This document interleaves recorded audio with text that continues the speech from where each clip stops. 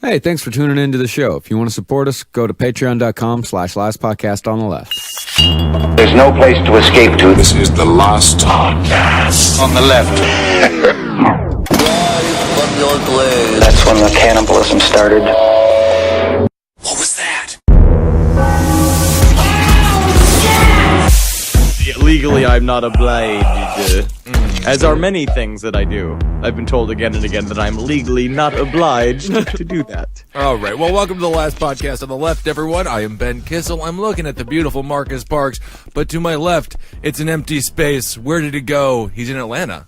Well, yeah, I'm down here in Atlanta, and you'll know we made the best barbecue you ever had in your life.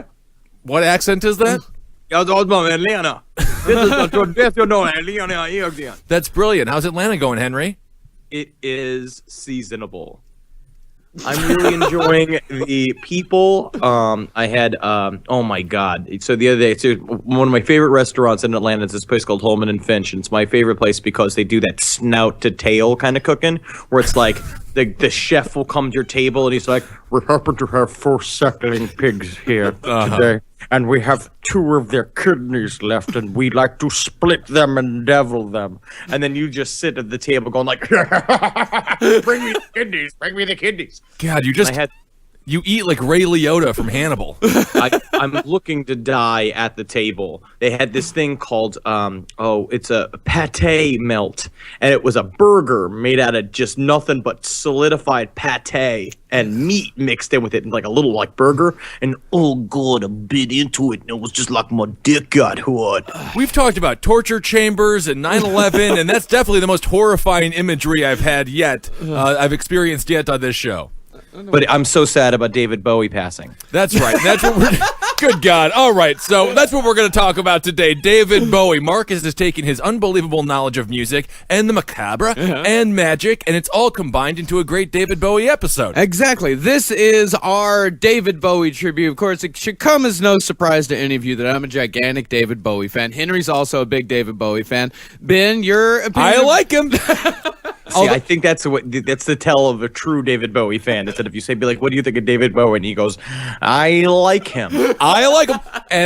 But I'm jealous. He was so skinny. You get the feeling he could have all the food he wanted and he wouldn't gain a pound. Yes. But you know what, Ben? You'll actually relate to him. Remember how you lost all that weight? Working out and healthy diet. Cocaine and gin and soda? Yes, that's right. But yes, David Bowie meant a lot to me as well. It meant a lot to my group in college. It was just one of those things where we would have sing-alongs to Hunky Dory, all that shit. It gives you an allowance to be weird. I heard him at a young age. It was great. It's like it was a theater kid thing. So everybody was like, "I can be queer all I want to be, but it's still at the same time I kind of just want to kiss Becky." And everyone's like, "You're lame. You're so square," because I don't want to suck a dick. And I understand that. But David Bowie also, besides being a rock legend, was an occult symbol he was a in and of figurehead. himself. Yeah. And he lived the life completely. Yeah, he absolutely did. And before we begin, I'd like to first and foremost acknowledge and highly recommend Season of the Witch by Peter Bebergal.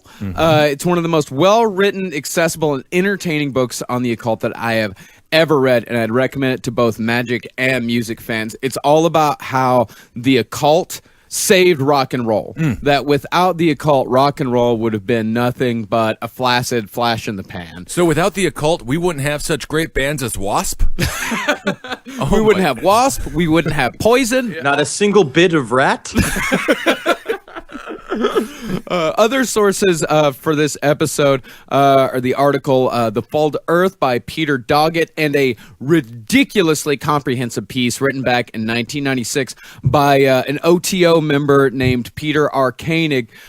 He had a lot of additional material on the occult matters specifically. What's OTO again? The Ordo Templo Orientis. Henry, is that correct? I guess so. I'm not a Latin person. And I don't mean Latin as in Spanish. I mean Latin as a nerd in high school that's learning Latin because he wants to be difficult. So our warts and all tribute to David Bowie. And by the way, this is a warts and all tribute. This is not going to be something where we only talk about the good aspects of David Bowie. This really is like he was a very complicated and at times horribly annoying human being to the people around him. So you mean a traditional magician? Sounds about right. Yes, that is how it always goes. But I also think Absolutely. the combination of occult and rock music and any sort of musicianship is a natural marriage because you are projecting a personality out onto a group of people. It's sort of the Grant Morrison idea of chaos magic. And I think it's an interesting idea, like in terms of when we do our chaos magic episode, this is an example of somebody who truly lived the lifestyle that it takes to be an actual chaos magician and have results, which again, what you're saying means that you are complicated and annoying. But Grant Morrison sort of believes that artists and writers are the last of the true magicians because you're creating something out of nothing. And David Bowie created personas that he then completely inhabited and created, that we all believed in Ziggy Stardust. We believed that this was this entity. He wouldn't allow it to not be true.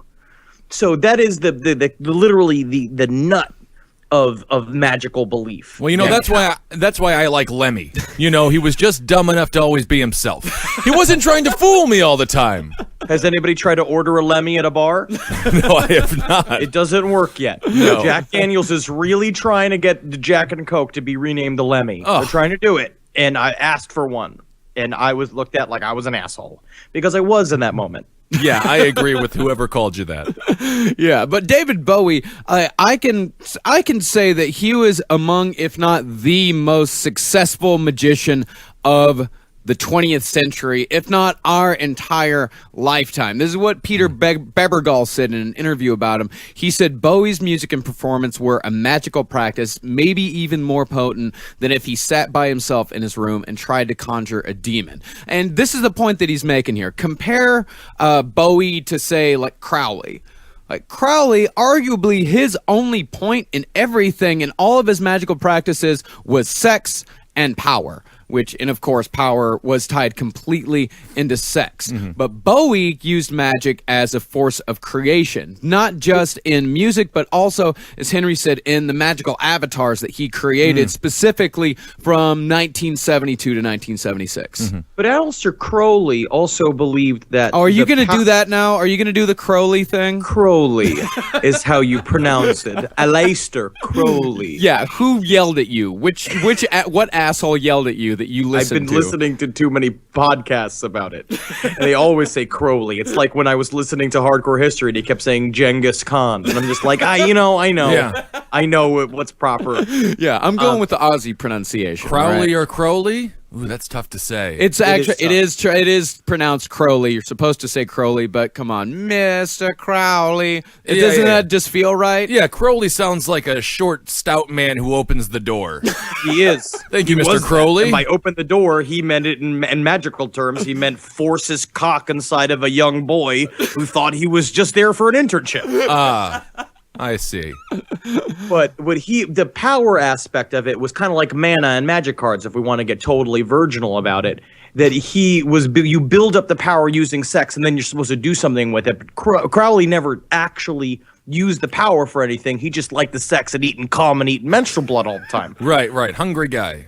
Yes, Bowie is an active magician, and the way he harnessed audiences was kind of like how like a Batman villain did it. Or was it Batman villain, or was it Morgan Freeman in the Batman Begins when he harnesses all the cell phones to find the Joker? Is it Dark Knight? That's Dark Knight. That's the I'm on second one. 16-hour days in a row. My brain is trash.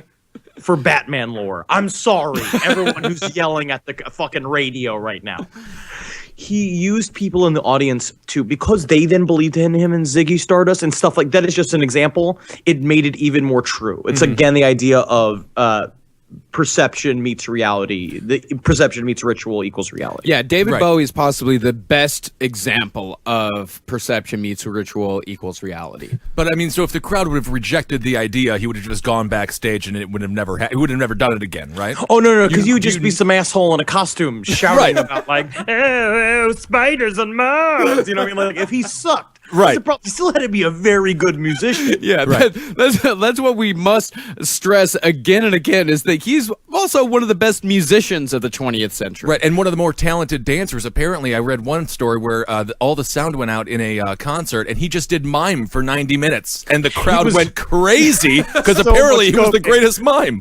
Can you imagine how much cocaine you must be on to do a pantomime performance for 20,000 people? I just can't stop thinking of Charles Manson as well, coming on stage with him and just helping him do it. Yeah. It's just like, I know you're acting like you're in a box, but I can see the box.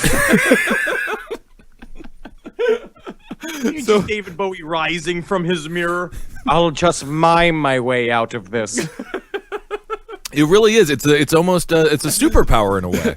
It really is the way that he was able to control a crowd, because he also believed in it completely. Like, even up till, very recently, up till the 30th anniversary of Ziggy Stardust that he was supposed to do something for in 2002, he still to that day talked about Ziggy Stardust as a completely different person.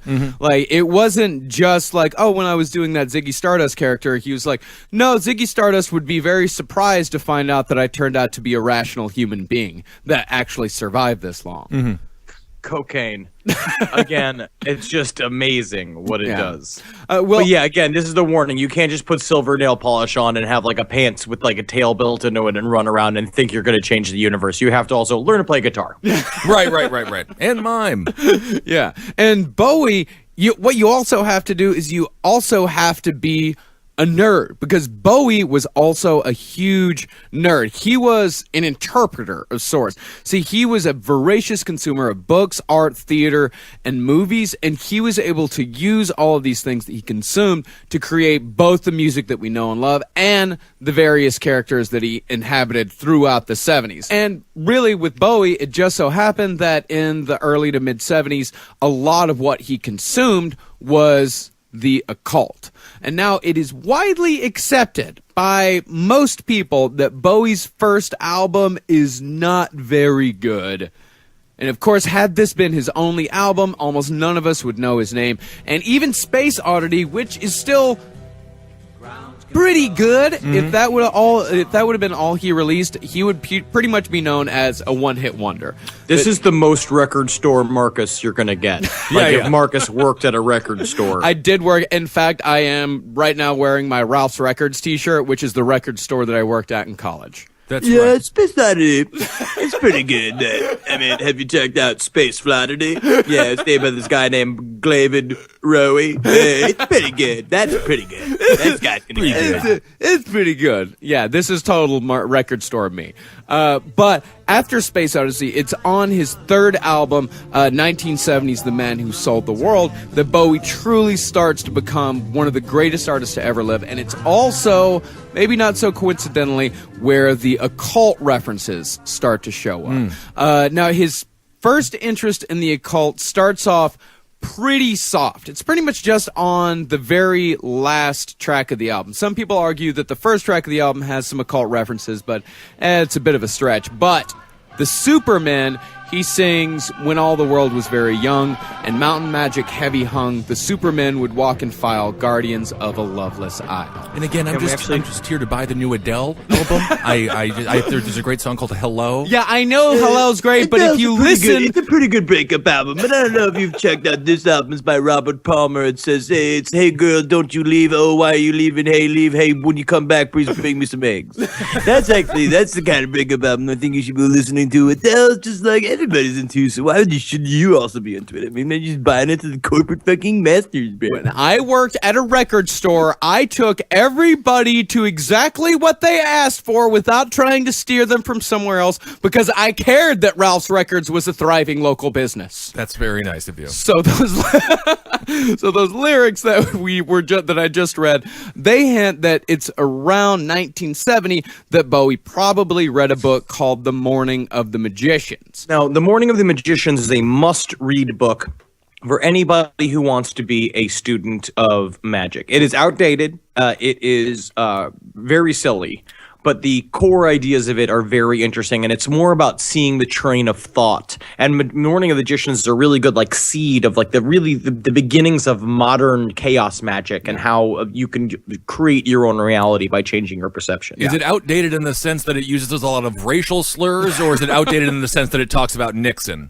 No, it's outdated. It's outdated in the fact that it's like, the end of all of these books are always being like, and if we just make a drum circle big enough, we can end all the wars. Yeah. You know what I mean? Like that's Right. So it's like, that it just you can't. Yeah. We're not doing it. Yeah, and it talks about the ancient aliens thing, and it actually predates Eric von Daniken's Chariot of the Gods by about 7 years or so.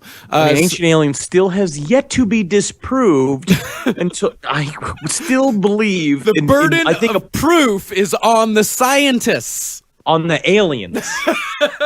That's where the burden of proof is on the aliens. I say until we hear their side of the story, I'm not going to say what's truth and what is non-truths. Absolutely not.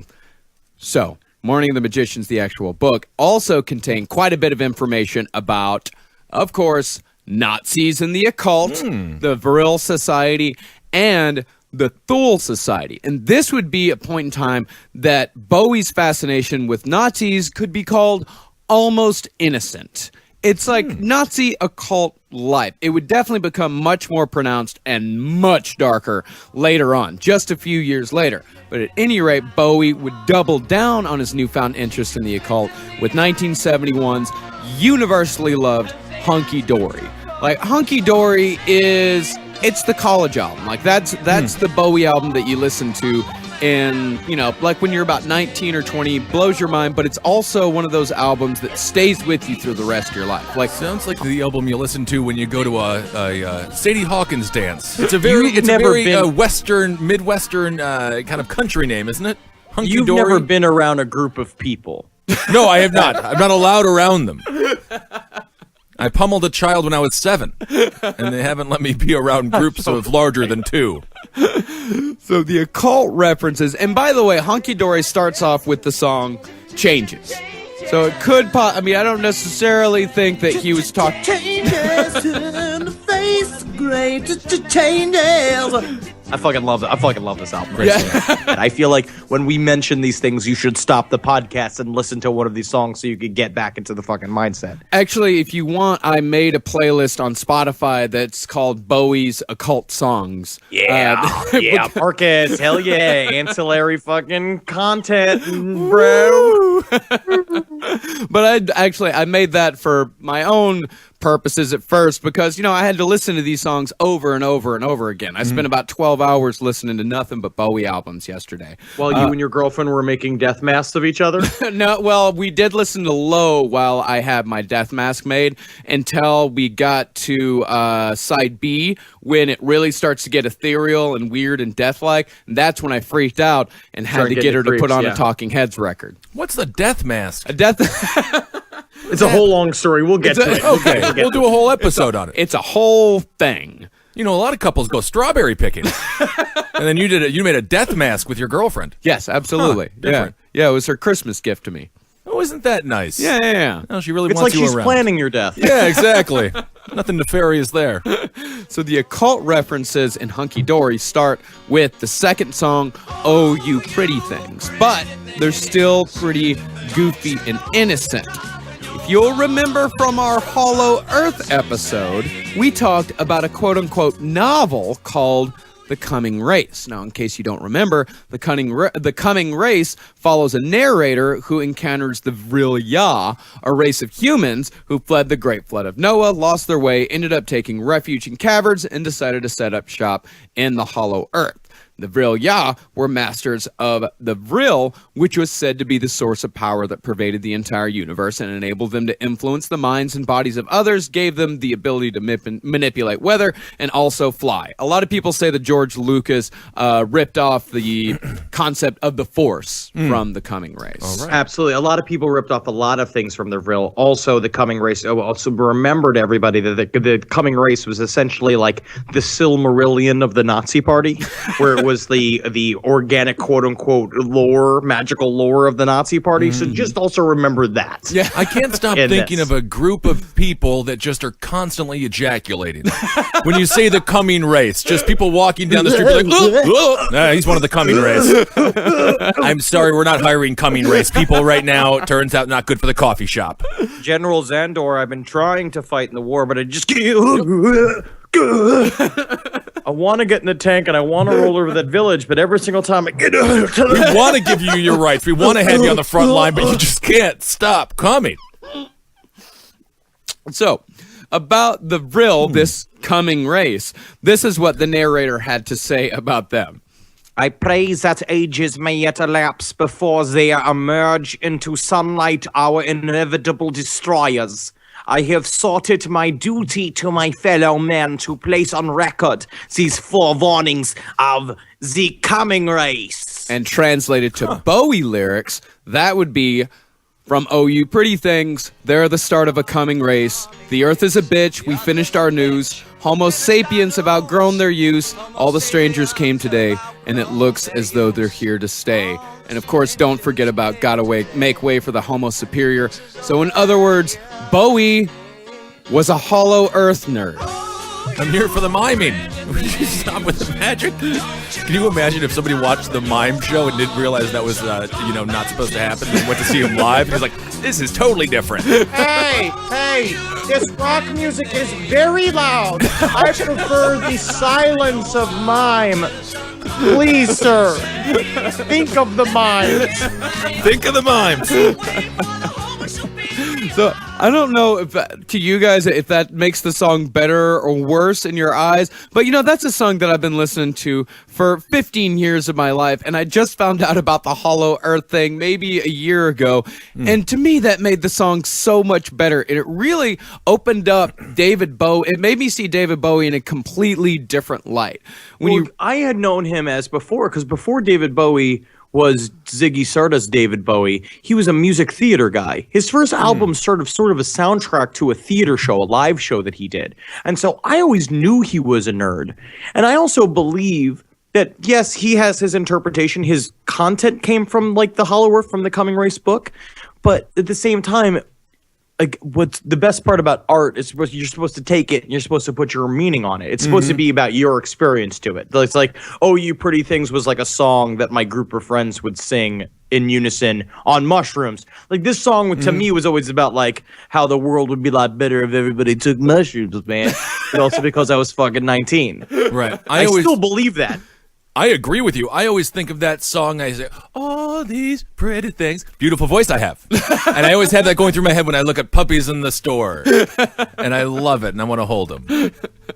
So the other song on Hunky Dory concerning the occult, Quicksand, is much more explicit as to what it's about. If you know absolutely anything about the occult whatsoever, Quicksand immediately comes off as full of occult references. The song begins, I'm closer to the golden dawn, immersed in Crowley's uniform of imagery. I'm living in a silent film portraying Himmler's sacred realm of dream reality. And if you listen to the entire song, I think what it's really about is something that me, Henry, and all of you struggle with. That is that magic is hard as fuck. It's also very isolating. Yeah. And the more you talk about it, the more you sound like a fucking crazy person. Yeah, he continues in the song, I'm sinking in the quicksand of my thought, and I ain't got the power anymore. And the chorus goes, don't believe in yourself, don't deceive with belief, knowledge comes with death's release. And to Which me, is just rock and roll. it's just That's super fucking- rock and roll, yeah.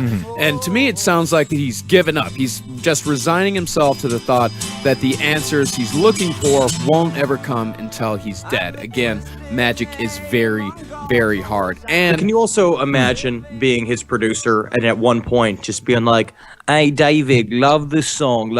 First of all, you're creeping me out. I wish you'd drop the robe and the wand. But again, it's your life. This is your life. Number two, maybe the Himmler thing, we can take it down from like a 12 No, to no, like a no, 2 no, to maybe no, a 0. no, Maybe we no, can maybe no, do a no, 0 on the Himmler. No. David, You an artist. I love your energy. No. I'm just saying the UK, No. where we're at right now, not even 15 years ago, No. was like leveled by the Nazis. Absolutely not. No. Essential. Let's do it. That's the music industry.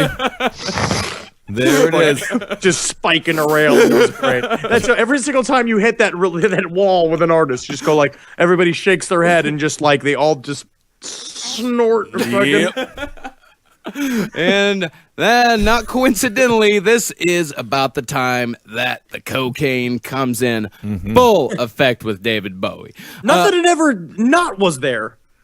It was there in the beginning as well. Yeah, Right. It was It definitely there. started taking the pilot seat after that. Well, this is the good stuff. This is the 70s, right? Yeah. Best cocaine around. Yeah, this And is David Bowie. Can you imagine Right. being David Bowie's fucking weed deal, like weed or coke dealer? He actually We did just- not like weed. He said the first time he hated weed. He said the very first time he smoked weed, I think it was like with the bassist of Deep Purple or something like that. And coolest way to smoke weed. Yeah. yeah, and he said that he just like he said someone rang the doorbell and Bowie went downstairs to see who it was and then got distracted by the cracks on the sidewalk and just followed those for a few miles and then realized he wasn't hanging out with the bassist for Deep Purple anymore. Not a weed guy. Not a weed guy. Nope. Following the cracks. His coke dealer just shown up dressed in a lightning bolt costume and roller skates. Just shows up being like, I just, you know what was funny, man? Is that I didn't even think you wanted cocaine. I woke up this morning and I smelled you needing it. Yeah. Roller skate coke dealer.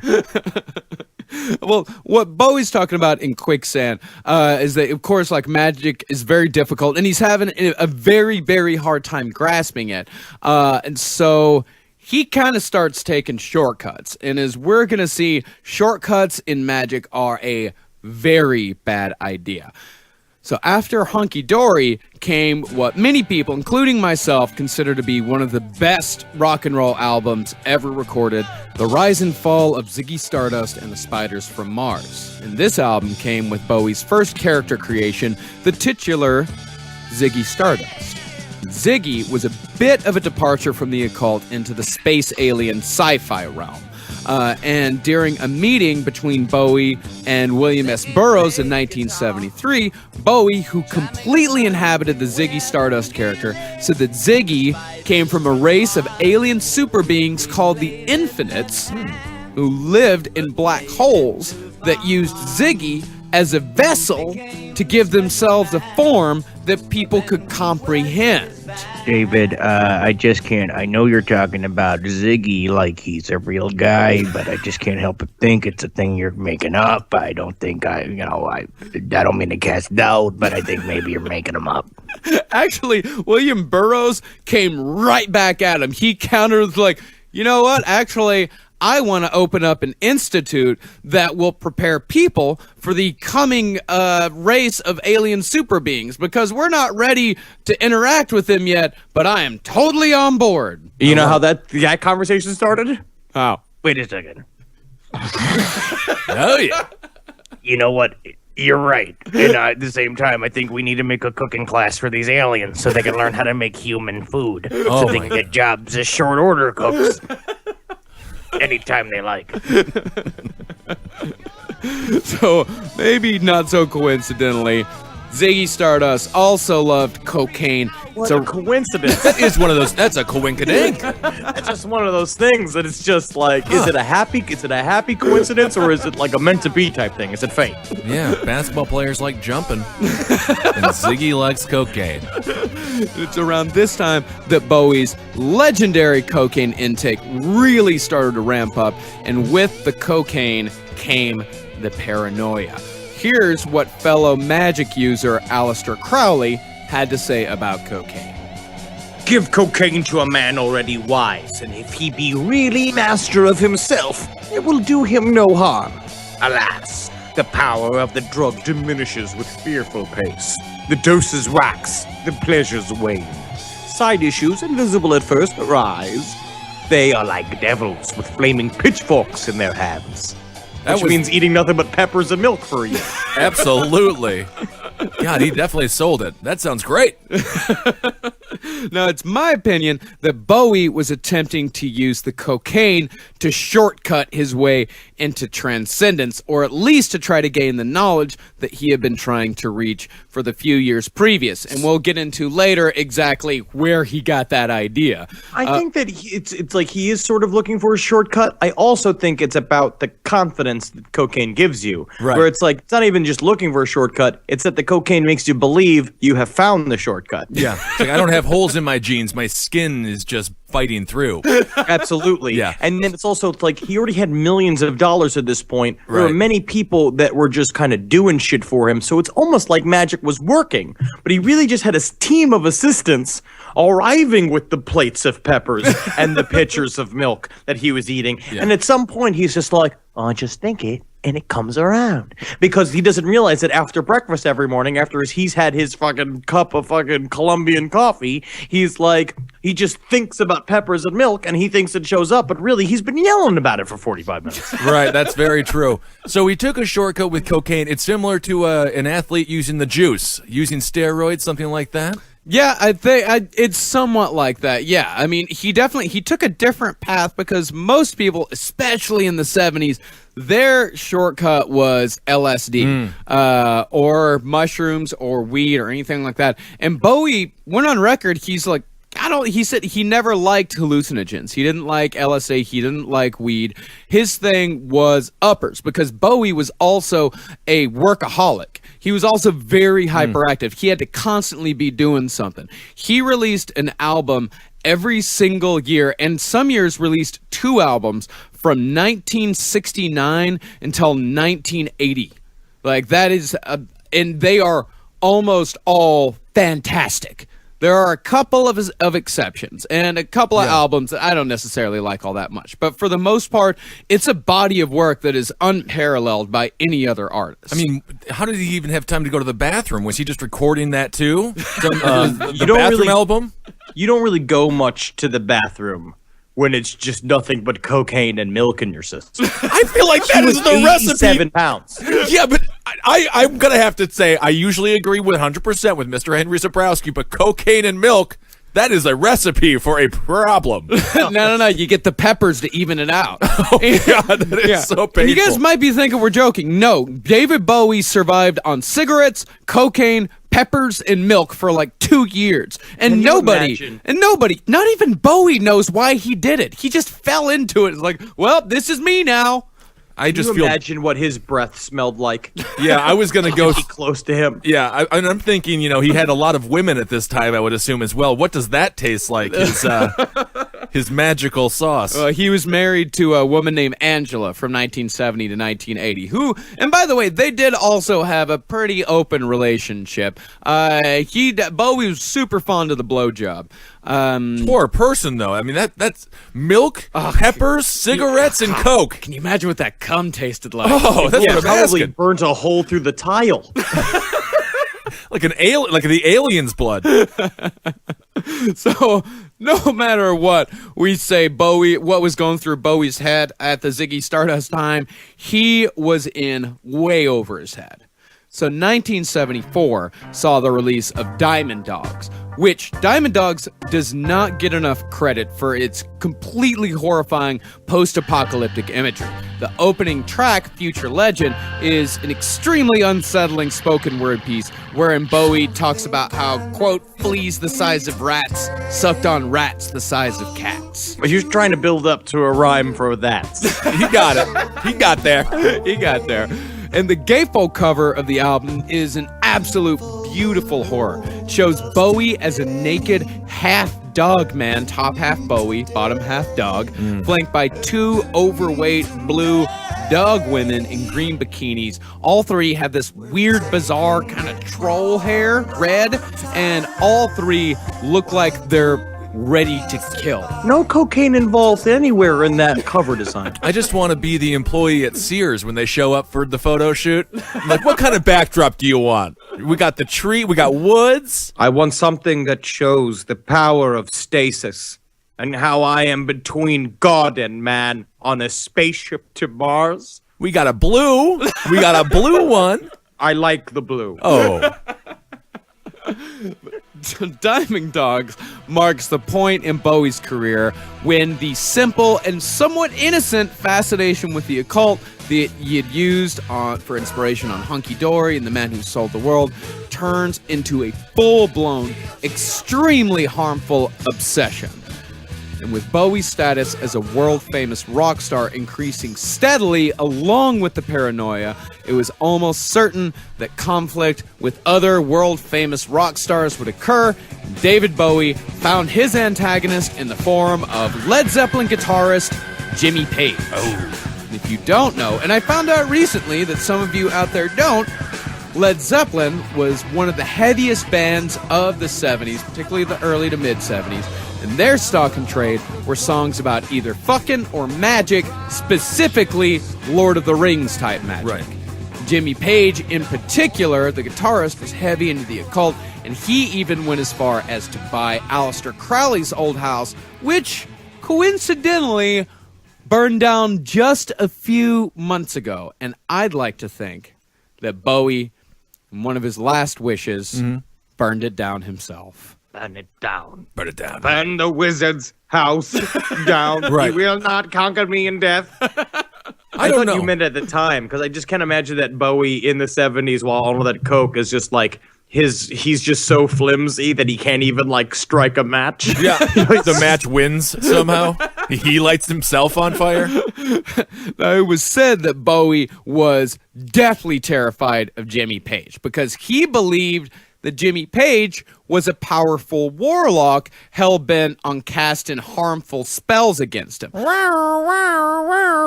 got a nerd alert. It's a post-mortem nerd alert, and it's going for David Bowie. Can you understand that, like, most people in bands, honestly, except for Marcus, are incredibly lazy. They're lazy stunned. people. They have no drive. They sitting around noodling. Jimmy Page, I'd like to think, yes, he liked to wear a wizard's hat. And yes, he liked to write magic lyrics and stuff like that. But I think one thing that we forget in all of this is that occult teachings and magic writings also just straight up help you get laid. Yeah. Right. Yeah. And that if you want to talk about magic all the time, it helps you get laid by the exact type of people that you want to get laid by, witchy people. You want to meet a hot witchy woman, you got to talk about magic to get them to want to have sex with you. Yeah, but that's what Jimmy Page also may have been doing. I'm gonna say the world famous rock star behind the magic discussion probably helped. Yeah, if you're putting up fucking rebuter parts at Radio Shack and you're trying to talk to a woman there being like, sometimes I believe that this realm is just a fold on top of the next. She's just like, I don't even know why I'm in a Radio Shack. I don't need anything from 1992. Yeah, but if you're Jimmy Page, you can sit and talk about Hermeticism, but you can also pause every once in a while to say, play the riff from Whole Lotta Love. Right. Yeah, exactly. And panties just like literally go, and like seams just shoot out the side, and the pussy just goes like, whoop, and all of a sudden he's just like, he becomes really tiny in his mind, and he's up inside of her. Do the panties go into the or out like an Incredible Hulk thing, or sort of a consumption like a black hole thing? It's out, and then he's tiny, crawling up her labias, and then going up to the clit, and just like it's a fucking speed bag. Yeah, like a drum solo. Well, of course, a lot of this is anecdotal type stuff, but I, in my research, found a comment on the website mysticbanana.com titled, "Is it true Jimmy Page tried to kill David Bowie with his magic powers?" That just might refute this. This is what the comment said in full. Nah, it was never true. JP actually liked having DB around at his beckoning because DB always had the best heroin connections in the States, me. Jimmy was actually so fond of DB and tried to help him out of his paranoia by leaving DB fingernail clippings in a milk carton full of urine for DB to keep in the refrigerator alongside of his own so that DB could have a spell cast on JP if DB found his paranoia to be true. As weird as it is, it sounds today. That is the honest truth from an ex-heroin dealer who was there. We got some purple stuff. We got some orange juice. We got a gallon piss jug full of touch that. fingernails. Don't you dare touch it. That's my Jimmy Page urine I use to cast a counter spell if he ever finds my magical elixir. What kind of apple juice is this? This is a tasty. Do you like it? Yeah, I do. I mean, this is very good. God, Sometimes I wonder why I keep all this urine in the fridge, but then I just... it's got a peppery. I just feel and then I know why. I know exactly why. Well, either way, by 1975, Bowie was in the throes of full-blown cocaine psychosis, which is an actual medical condition. He later said that he was hallucinating almost 24 hours a day during this period, and he always kept a copy of Psychic Self-Defense by Dion Fortune nearby, which describes itself as a, quote, safeguard for protecting yourself against paranormal malevolence. I'm so glad everybody can join me at my house. Right here, this is my gold record for Ziggy Stardust and Spiders from Mars. And over here, this is just a safeguard for protecting yourself against paranormal malevolence. And over here is the refrigerator where I keep my Jimmy Page urine. Now, if you all please leave! What were the Please last? leave! This dinner party is over! Kind of strange. The last two things were kind of odd there. So besides protecting himself from Jimmy Page, Bowie also became convinced that a coven of black lady witches were trying to steal his semen so they could use it to impregnate themselves to create a baby Bowie to sacrifice to the devil. Now he might all be know- onto something there. That seems actually kind of reasonable. And being single is hard. It is. Before Tinder.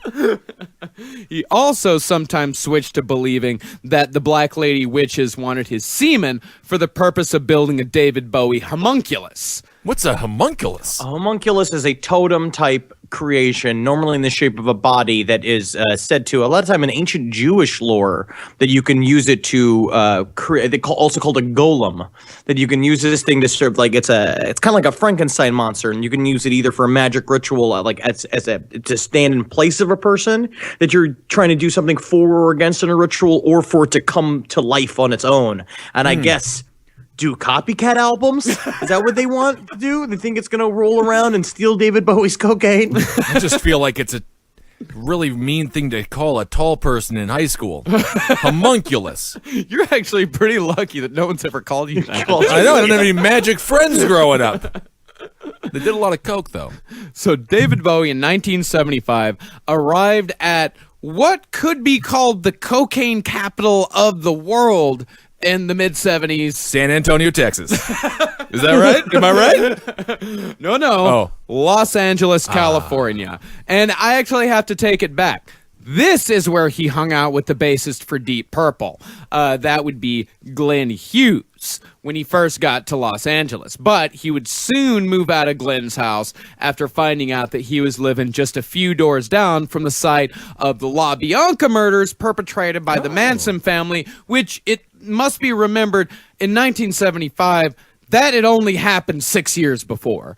And of course, there had also, another person in the music industry, if you'll remember, Dennis Wilson was heavily involved with the Manson family. So Manson and magicians at that point in time weren't a groovy mix, especially if you're all psychoed out on cocaine. That's interesting. I would have thought that he might be drawn to it.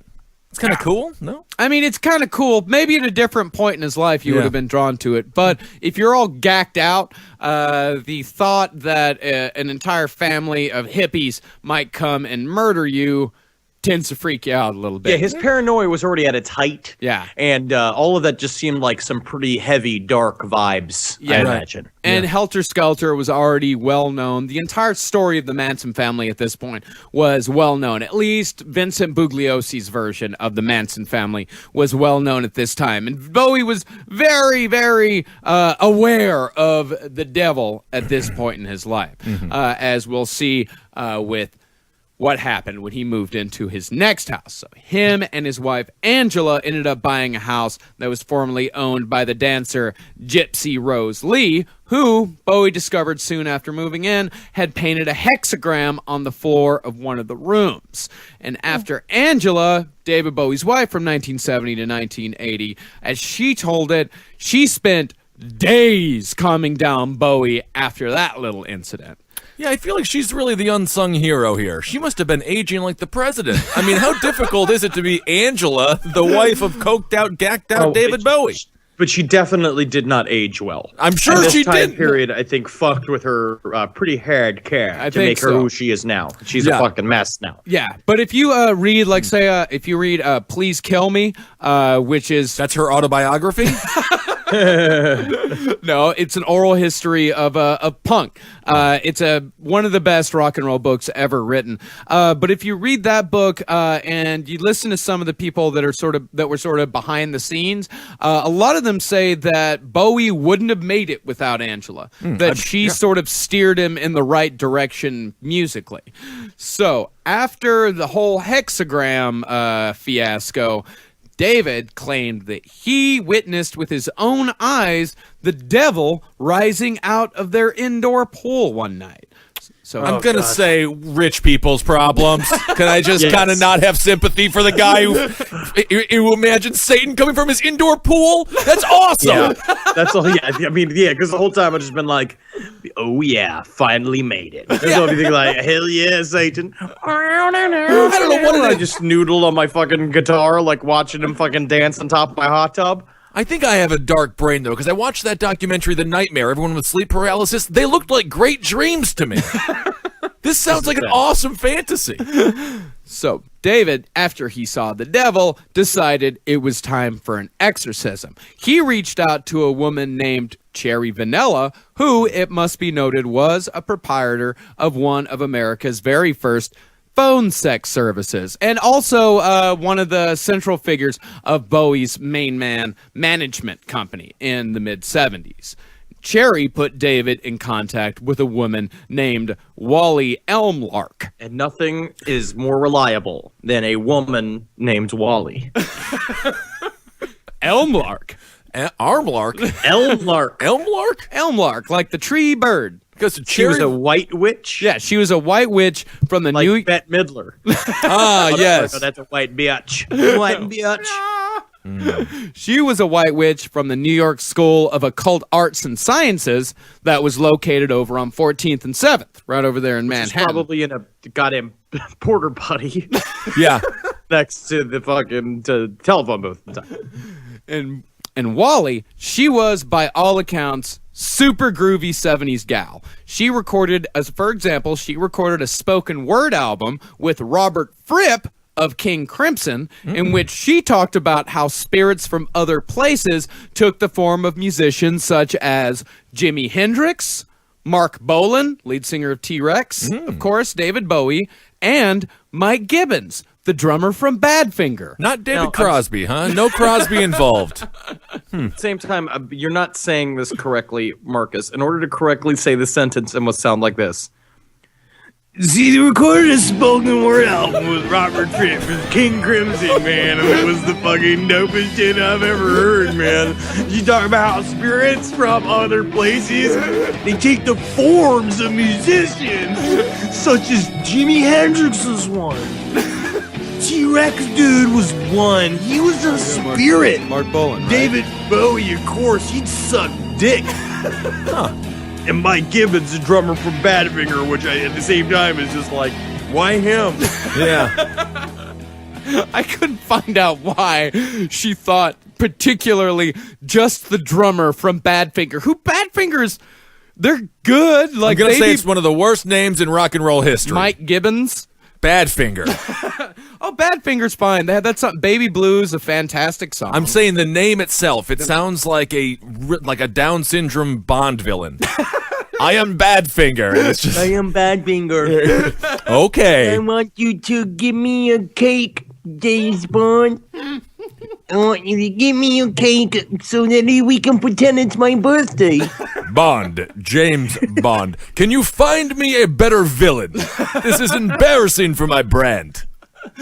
So in a phone conversation from New York to Los Angeles, Elmlark gave Bowie a series of spells and incantations, plus a list of magical accoutrements that he could use to exorcise his indoor pool of the devil.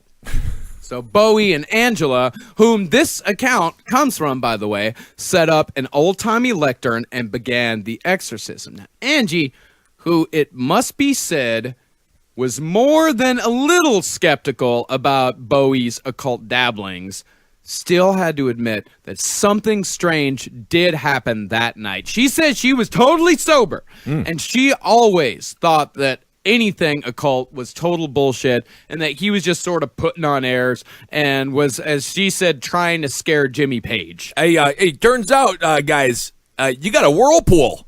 That's actually that's a whirlpool. Every time you hit that button, you think it's a light. No, that turns on the whirlpool. So I don't see the possession, but This is a hot tub. You guys know that, right? yeah. So that's the Come bubbles. out of it because it's a hot tub. Well, you guys are pretty nude.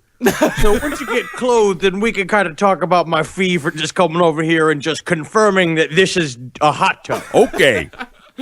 So as Bowie performed the incantations, the water in the pool started to bubble violently. And Angie says not in the manner that, say, pool jets would create. And when the ritual was over, Angie said that there was a stain at the bottom of the pool that she said reminded her of a gargoyle statue, very sinister. And years later, Angela talked to the property's real estate agent, who told her that no matter what any new owner tried, no matter how many times they tried to repaint the pool, the stain came back every single time. It's a dookie mark. You'd be surprised how hard it is to come out of the terracotta bottom of a pool. And I will say it does look like a gargoyle form, but only because I got some hold of the client's special powder over here. I don't know what this is, and my balls felt really moist, and so I decided to put it on my balls, but now I'm just seeing gargoyles everywhere. So those of you who are particular fans of Nazi occult lore might have perked up your ears a little earlier when we mentioned the Vril Society. But you'll be happy to know that that wasn't the only fascination that Bowie had with Nazis and the occult. For around 1973, Bowie got a hold of a copy of The Spear of Destiny by Trevor Ravenscroft. We mentioned this book during our Nazi occult series as one that had me fooled for about its first 100 pages or so before I checked it out and discovered that the book was a complete and total fraud. If you don't remember, the general idea behind the book is that Hitler was a magically imbued super sorcerer who is obsessed with finding the Spear of Destiny, which bestowed upon those who discovered its secrets the power to rule the world. And now, while I had the power of the internet and the hindsight that living in the year 2016 gives me, Bowie had no such luxury in the early 70s and took the book for a complete and total fact. I will say, cocaine was the original Google. Yes. You just had all the answers flowing through your Gave head. you confidence. Gave you confidence that you were right. He's seen devils in his pool. Again, lips red from pepper residue. Got He dookie is gargoyles. reading a lot into everything. I think he would have picked up a menu and he was just like, "This is a wonderful book. It's got hamburgers and fries in it. I have a new idea for a concert where I'll dress up as a giant burger." And I'll go out to the audience and let them eat me. I do like that No, idea. David, you cannot make a character out of every single piece of paper you read. So not only is the Spear of Destiny wonderfully bizarre, and if you're really interested in Nazi occult or like alternate history novels, the Spear of Destiny is a fucking hoot, man. It is so much fun. And let's not call it alternate history. It's just lies. Yeah, Right? alternate history, a fictional, an historical fiction book is what I would call it. Ben, it's Yeah, a you lie know to historical us. fiction. That is an actual literary genre, Benjamin. I know. It does give it a little bit of gravitas, but I don't. But again, remember, it is alternate history to us. It is truth in some realm. That's right. But no matter how bizarre it is, you can actually see where Bowie may have gotten one or two ideas from it. In the chapter, The Drug-Induced Vision of Adolf Hitler, Ravenscroft described how Hitler, on the advice of a sinister hunchback who ran an occult bookstore in Vienna, took peyote. And with a dwarf named Hans as his trip sitter, Hitler hallucinated a series of past lives that convinced him that he was the rebirth of the villain Klingsor from the Wagner opera Parsifal, which Hitler believed was based on Landulf of Capua, an actual person. And Now, then- we're not saying that this did not happen. Right. It may have happened. It could be that when Hitler was living in Vienna before World War I, he may have known a sinister hunchback who owned a book called bookstore. He may have taken peyote with a dwarf named Hans. We don't know. But Well, if his life was written by David Lynch, then he definitely did. But supposedly, according to Trevor Ravenscroft, this convinced Hitler through a very roundabout way that I refuse to get into here, that Trevor took about 40 pages trying to explain that Hitler was the Antichrist. Even though Bowie wasn't into hallucinogens, it is possible that he was trying to emulate Hitler's shortcut to transcendence, because Bowie was obsessed with Hitler for a short period of time. And by obsessed, I mean him and Mick Jagger saw a screening of Triumph of the Will, and Bowie got super into the showmanship of Hitler. And that's what he said. He said about Hitler that Hitler was the first great rock star, that he turned an entire country into a stage show, which he got into a lot of trouble for his pseudo-pro-Hitler stances at the time, because he also said that he was so consumed with the theatricality of it all, and he was so consumed with sort of the path of the occult knowledge that the Nazis were trying to find, that he totally forgot about all the bad things that they did. Right. Yes. Mick Jagger Well, would have he gotten into He it. was really into the fashion. Right. Yeah, he was super into the fashion. And this is also when he's sort of, and that's, of course, at this point, he's starting to ramp up to what is possibly his most fashion-centric character, the Thin White Duke. And the Thin White Duke is the character that he created for Station to Station. And the Thin White Duke is what you become when you eat nothing but peppers and drink nothing but milk and do nothing but cocaine for 2 years. You become a tiny, sliver-thin husk of a human being with the palest white skin that you could possibly imagine. I just wish I had his confidence. I know. I just wish I could have had this support system that he had, that just were like, yeah. Every time David Bowie had an idea, they were just like, yep. Go you for go it. do it. Yo, yeah. And you know bet, what? David. He was right almost every time. He was really good at it.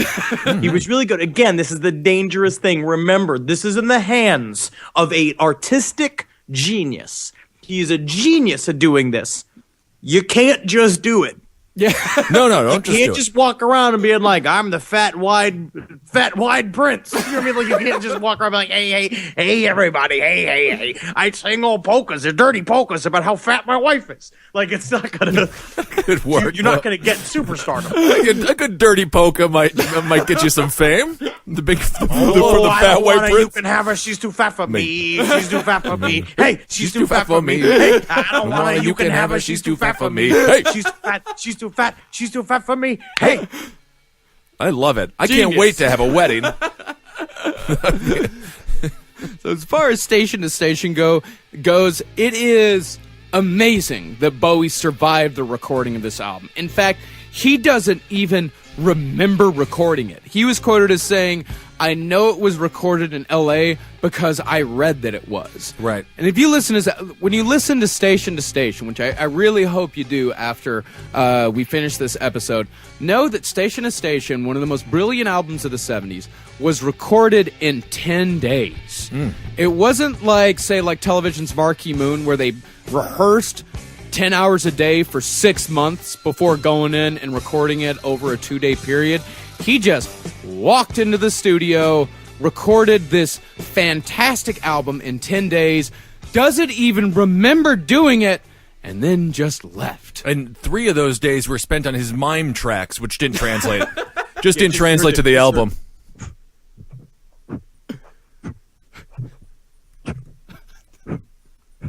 I was making a box. Oh. David, I just don't know if it's an audio medium. Now I have to start again. I'm supposed to interrupted me. How long is the track exactly that we're... As long as I can mime. Oh, God damn it. More peppers. So station is Really blowing through these peppers. Wow. Like the Italian grocery next door and being like, I don't understand. How many pallet of pepper we bringing in, huh? And I try, and I try, and I try. And maybe an orange pepper? And maybe a green pepper? no man, just reds. Good year for the pepper biz. 2 years of busy pepper business. some pepper farmer somewhere. It's just like, this bubble's never gonna pop.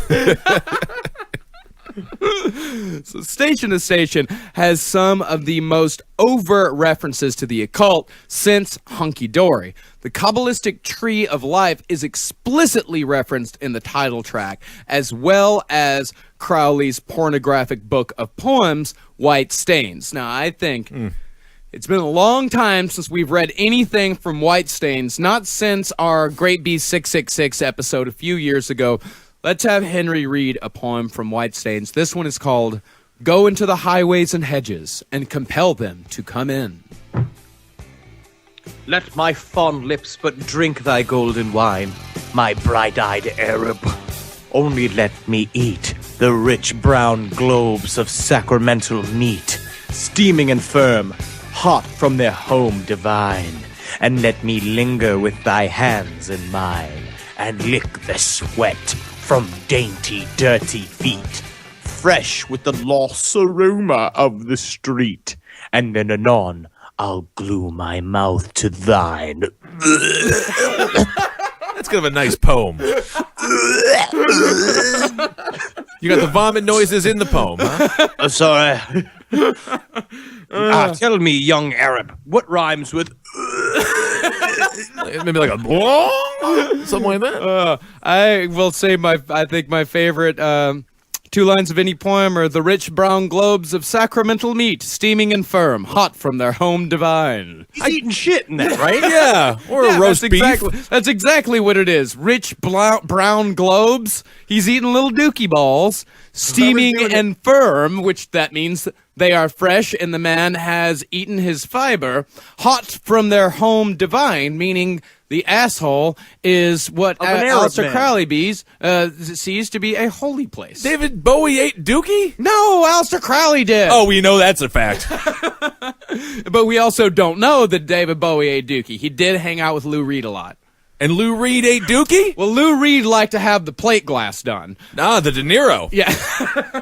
Yeah, Lou Reed liked to have the plate glass done. And Lou Reed also did like to shit in mouths. And would very casually just walk up to him and was like, hey, you want to go back to my hotel room and I'll shit in your mouth? And if they said no, he'd say, like, cool, and walk away. Cool. All right. Yeah. Well, I guess you gotta... Yeah, Can't help but can't blame a guy for asking. No, you cannot. Dookie King. So at any rate, the song Station to Station is essentially the coke-fueled roadmap of Bowie's misadventures in the occult. The line, you drive like a demon from station to station, coupled with the line, one magical movement from Kether to Malkuth, tells you that he realized by the time Station to Station came out that he went too far, too fast, and fried himself in the process of trying to find some occult knowledge. Because Kether to Malkuth, Kether is the high, I think it's Kether is the crown of the Kabbalistic Tree of Life. It's the top. Malkuth is the bottom, the earth. And when he says one magical movement from Kether to Malkuth, he means that he tried without really doing anything in between to go from the bottom to the top and completely fried himself in the process. He was saying that because you're supposed he did it it's wrong. supposed to take years of prep. Yeah. It's years of meditation and considering the chakras and doing all this. You're supposed to go through it stage by stage by stage. And if you just try to coke your way through the Kundalini line, you're going to come out sounding like a jackass. Oh, interesting. Yeah, you're gonna come out the thin white duke, a husk of a man, like an absolute husk of a human being. Which he's at the end, by station to station, Bowie's at the end of a fruitless journey, but still trying to understand. Pictures that were taken that were used as the back cover to a later release of Station to Station show Bowie wearing black and white striped clothing, sitting on the floor, sketching the Kabbalistic tree of life. And it's this picture that connects Bowie's failed sojourn into the occult in the 70s with David Bowie's very last video, Lazarus, and his death soon after its release last week. Now, Bowie, in between the Station to Station and Lazarus, we know David Bowie went through 9 other like permutations. He did like the industrial thing. He did a bunch of dance albums. He did a bunch of stuff. He became much more normal. He married Amon. Well, I mean, they had some beautiful kids. Well, not until, right after Station to Station, he recorded the Berlin trilogy, which is awesome. Which is amazing. And Low was awesome. Heroes, Lodger, and then he followed that up with Scary Monsters, which is also amazing. And then it's 30 years of pretty mediocre stuff. Oh, he found love. Yeah, with Amon, and I think he married Amon in like the early 90s or something like that. He did good. He did good. He didn't have to do more than he already did. And I think that's a thing to do. It's like he had already made his mark. And at that point, you're making music because you like to make music. Yeah. Then because Heroes, the Berlin trilogy, then just kind of feel like he's just a really good musician. He was a beautiful musician who knew what he was doing. And he didn't, he kind of dropped some of the really extreme viewpoints of his younger career. Well, he was coming off of cocaine with Low. Low is the follow-up to Station to Station. He's coming off of cocaine. At least it's his first attempt to kick cocaine. Of course, it was him and Iggy Pop got together. Because then him and Iggy Pop were really close. Well, it was more him and Brian Eno with Low. Of course, Brian Eno was in Roxy Music. He produced the 3 best Talking Heads albums and produced one of the best albums of the 70s, Here Come the Warm Jets. But if you listen to Station, what? Here Come the Warm Jets? Yeah. I don't know. I feel like that's what the guy who shits in mouse. Alistair Crow. Lou Reed. Yeah, Lou Reed. Here comes the warm jets. Horrified for that poor woman, you know. Here come the warm jets. How was your time with Lou? How was the date? Brown date. All right. But if you listen to Low, Low, the first habit, like side A, is they're fantastic David Bowie songs like Sound and Vision, Keep Crashing in the Same Car.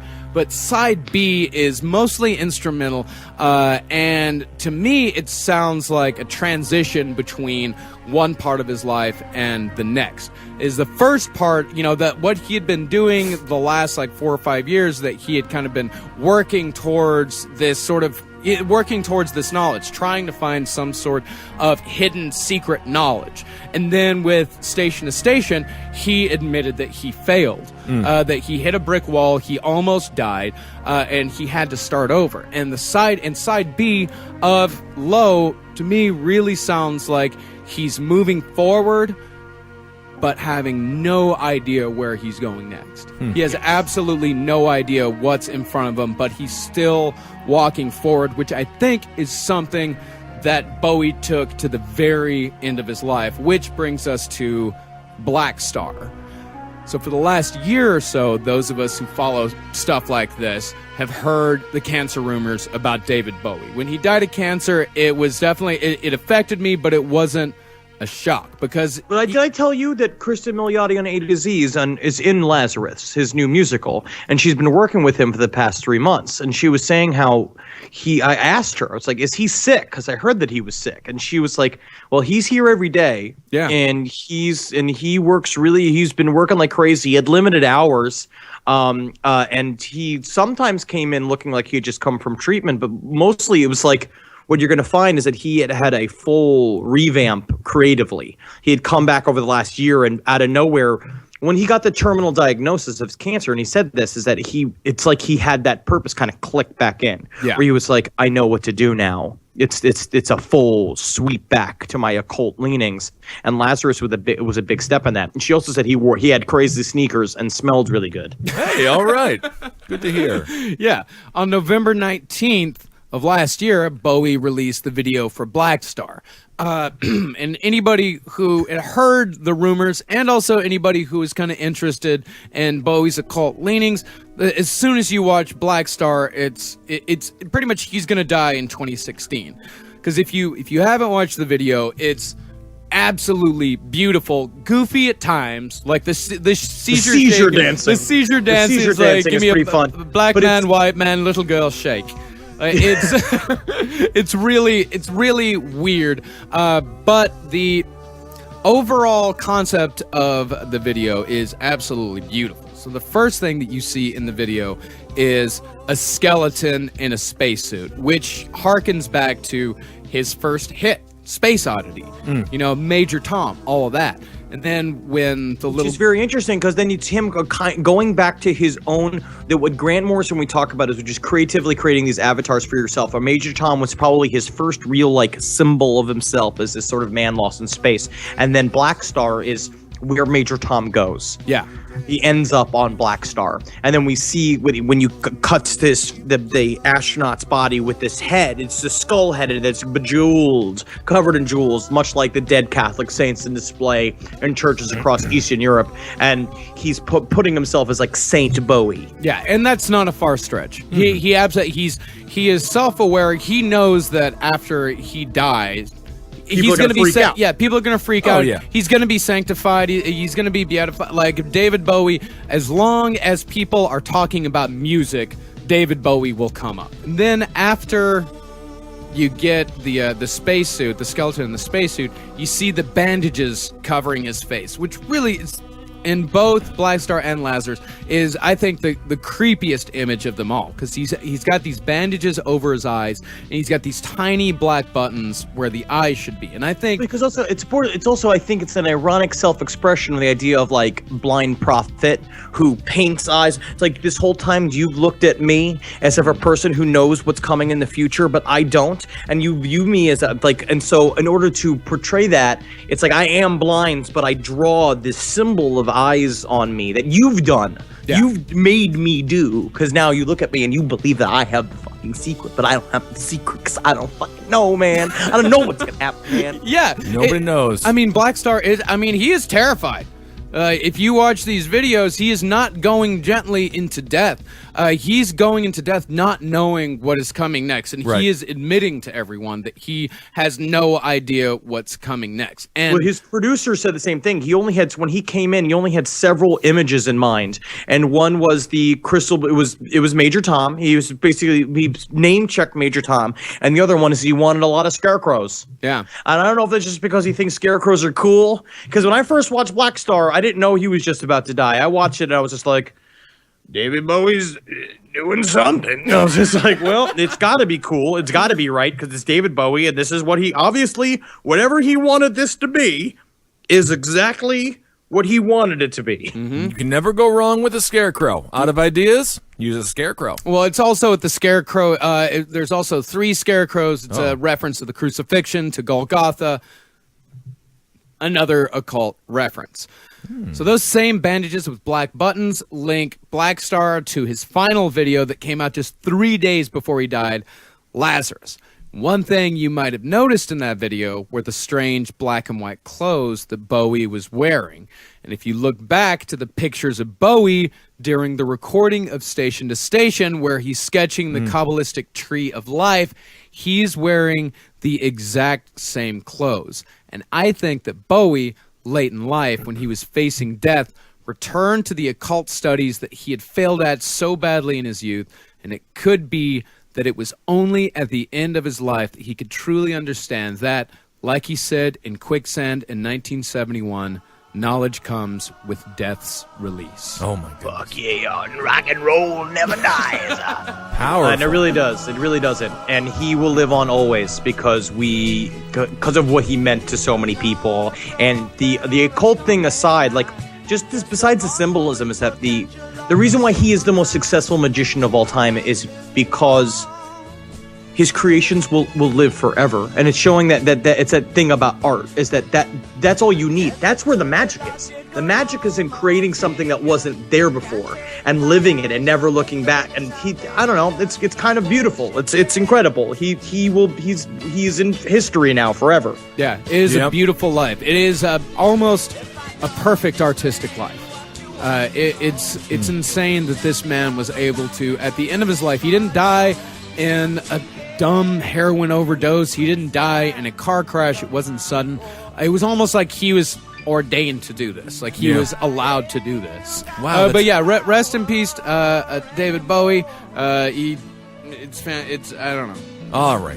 Amazing. What a informative episode about a musical genius and an artistic genius all around. Yeah. I mean, that's what he See you always on the said. other side, Bowie. See you, man. That's what he always says, that he never considered himself a musician. He considered himself an artist who used music as a medium. And I will say, a lot of people do want to see Bowie on the other side, but you didn't see him in real life, so you probably won't see him there either. He's busy. He's in like a special park, you know. He's just like being like really cool. He's in the VIP section. Yeah, you're still not going to meet him. Yeah. So it doesn't, yeah. Tell me, Beethoven, do you have peppers here? Oh my God! Yeah. All right. What a great episode! Great research, everybody. That was wonderful. Rest in peace, David Bowie. And I'm gonna go back on that diet of his. You gonna peppers, milk, and Coke. It's gonna be big. Let's see. So, what do we usually do at this point in the show? If you guys Say hail Satan to everyone. Yeah. That's right. And if you guys want to donate to our Patreon campaign, thank you to everybody who has donated so far. Go to patreon.com/lastpodcastonTheLeft. And you can donate however much you like. I hope everybody is enjoying the first shipment of bones that are coming in the mail. Absolutely. And Henry, you were saying that you wanted to yell at all the listeners for not watching Heroes Reborn. Yes, you did this. You did this. You Not you the stopped Canadian it. staff, the Canadian grips. But how's your pretty face going? Everyone wants an update on that. We're fucking crushing it. Third season's going to be the best thing we've ever done. Wonderful, man. Can't wait. Shit. Awesome. Oh, and if And you I am starting to include things on the Patreon campaign as well. That's coming up. I guess I'm doing readings of the Satanic Bible, which is filling me with juice. Yeah? What kind of juice? Cum. I think I'm making love better since Yeah, well, I let started reading the Satanic Bible. Let it out, though. You got to let it out. Don't want to keep it all in there. No. The pillows in this hotel room are live in fear. ever since I'm myself, I'm reading the Old Testament, and ever since I've started, I've been a lot angrier. All right. Very good. Yeah, if you read in the God voice enough, it starts to seep into your real life. Oh, that's exciting. I think I want to read something about duck hunting. I watched something on that the other day. Very difficult to hit a duck. It really is. You can read whatever you like, man. Yeah. It's Ben's choice. Yep. So duck hunting, or maybe I'll just eat a couple of muffins. Describe those. And if you guys want your very own Last Podcast on the Left t-shirt, go to cavecomedyradio.com/merch. And while you're at cavecomedyradio.com, listen to some of the other shows that me and Ben do together, Abe Lincoln's Top Hat and the Round Table of Gentlemen, and a couple other shows that I do with Henry's sister Jackie, Page 7, and Sex and Other Human Activities. And I'm going to go ahead and... Oh, and also don't forget, this Saturday, January 23rd. Yes, that's right. We have our next Last Podcast on the Left live show. We've got Holden McNeely from the Round Table of Gentlemen sitting in for Henry while he's in Atlanta. And don't forget to join the Facebook page. Follow us on Twitter at LP on the Left. Perfect. And I'll tell you, man, these CCR shows are crushing. If you Yeah. look at the what is it? The iPad, the iPhone, Tunes? the iTunes. You look at the iTunes Yeah. list. I mean, it's just nonstop CCR. Yeah, man. It's We've great. got like 3 or 4 songs, or 3 or 4. Even more than that, I'm telling you. Yeah, It's nuts. This Week in Jackin's been on there. I mean, Marcus, you've done such a great job with the network. Hey, Good man, job. I Good work. couldn't have done it without all of you guys. Otherwise, I'd just be some asshole in a room talking about David Bowie by myself. Ah, Yeah, so thank you guys for doing this with me. that's right. This has been a beautiful experience. Everybody who's donated to this campaign and to Patreon it's kind of overwhelming. It's pretty fucking cool, and thank you so much.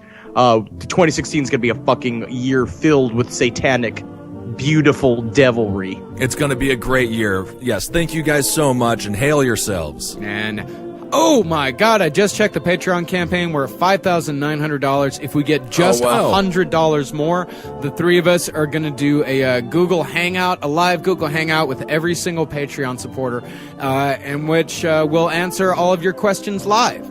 Awesome. So yeah, we just need $100 more for that. So go to patreon.com/lastpodcast on the left and help us get there. Yeah, and speaking of live, feel free to stop by the Creek in the Cave every Sunday. We usually record Roundtable at 6:30. We love having people come and watch the show. It's a really fun time to meet the fans and hang out. Every week, you guys are more than welcome to come.